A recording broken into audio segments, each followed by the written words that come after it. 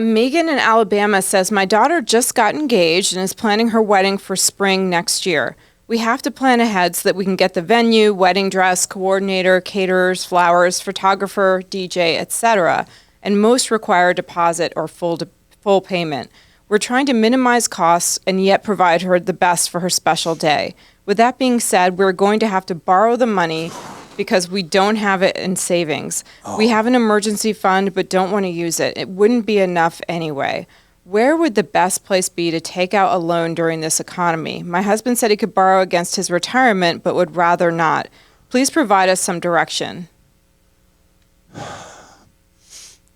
Megan, I'm a parent of 3 children, 2 daughters, and what I have to say,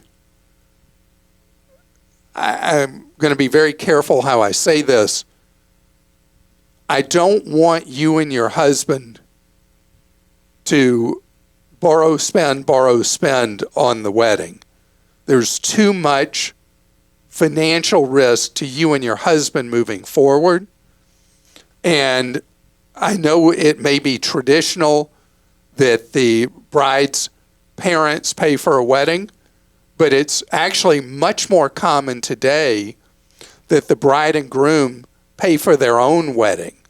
And there's not any requirement that you have to put on an expensive wedding that would, for those hours of that wedding, you'd feel great, but you'd have a financial hangover for years.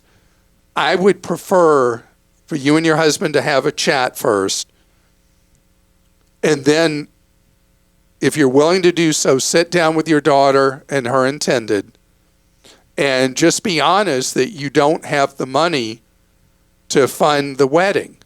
And, I don't know the reaction of your daughter and her intended, if they will be supportive of that, if they will be upset. But the reality is, I don't want you to bury yourself into a mountain of debt. When you tell me you're trying to figure out where do you borrow in a slowing economy, or should your husband take out a loan from a 401k? Or exceeds their emergency fund. Yeah, or wipe out the emergency fund.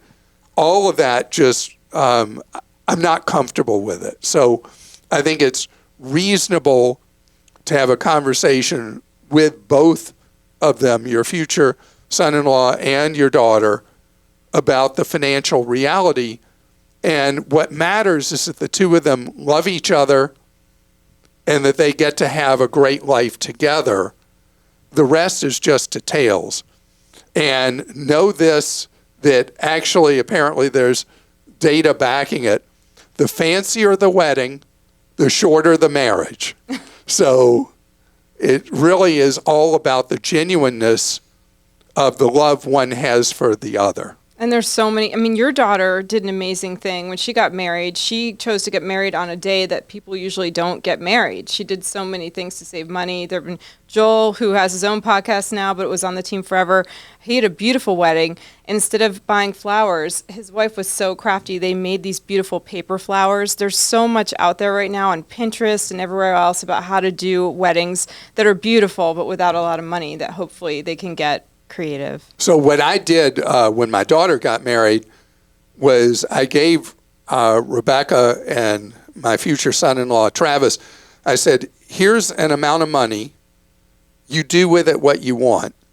And they chose to have a very, very low-budget wedding and use most of that money for a down payment on a house.